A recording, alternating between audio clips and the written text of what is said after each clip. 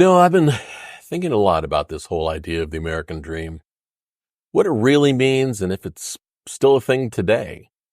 What do you think? Does the idea of working hard and making it still apply in the world we live in?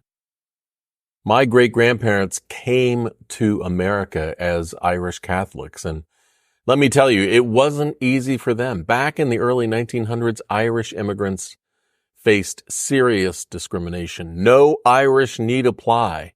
Those signs were common, and they were treated like second-class citizens simply because of their background and faith. The Ku Klux Klan even targeted Catholics using their twisted version of 100% Americanism to attack anyone who didn't fit their narrow idea of what it meant to be an American. Sound familiar? Can you imagine walking down the street and seeing a sign that says, "No Irish need apply"? That was the reality for my great-grandparents. Maybe your family has a similar story, or maybe the challenges you've faced have been different. But let me ask you, when you think about what success looks like today, does it still feel achievable, or does it feel like the finish line keeps moving further away? I started my first business in the 1980s, and it failed miserably. I was pretty down on myself for a while, feeling like I had done everything right and still ended up at square one. I felt as if the American dream was a lie or a curse. But then I thought about what my great-grandparents went through, the hardships, the rejection, the prejudice. And I realized that if they could keep going after everything they faced, I had no excuse. So I got my ass back up and tried again and again.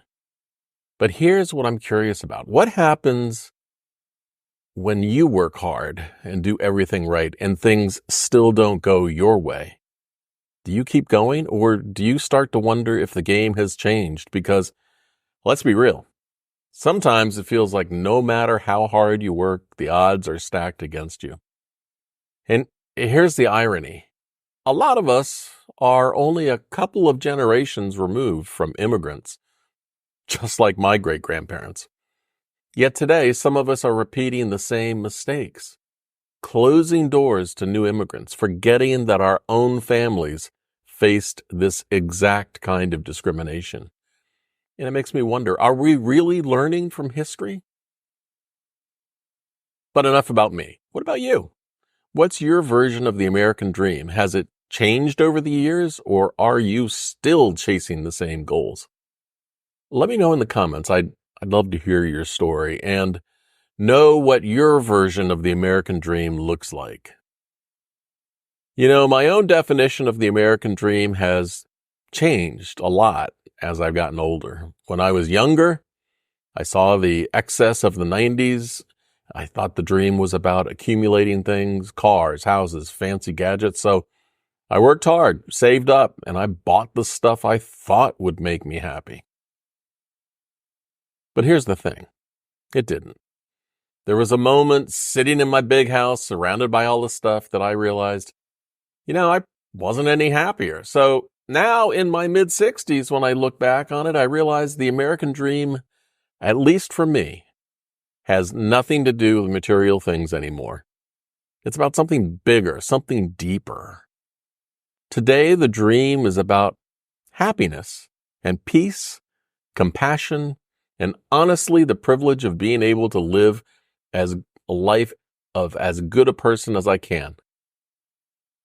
And that's not something they tell you when you're young. Not when you're there trying to accumulate stuff. Not when you're trying to buy the next thing rather than focus on how to treat people. But here's what I realized, and this might surprise you. The real American dream isn't about what you can get. It's about who you can become. We spend so much time chasing success, trying to grab more things, but what if the dream is just being at peace with yourself, finding happiness, showing kindness, and having the freedom to live the life you truly want? The truth is, the American dream has always been a moving target. And the older I get, the more I realize it's not about reaching some finish line, but about having the freedom to choose what matters most to you. Maybe it's time we all take a step back and ask ourselves, are we chasing the dream we actually want or the one we've been told we should want? So now I ask you, what's your dream? And is it really the one you want, or is there something else out there worth chasing? Until next time, see ya.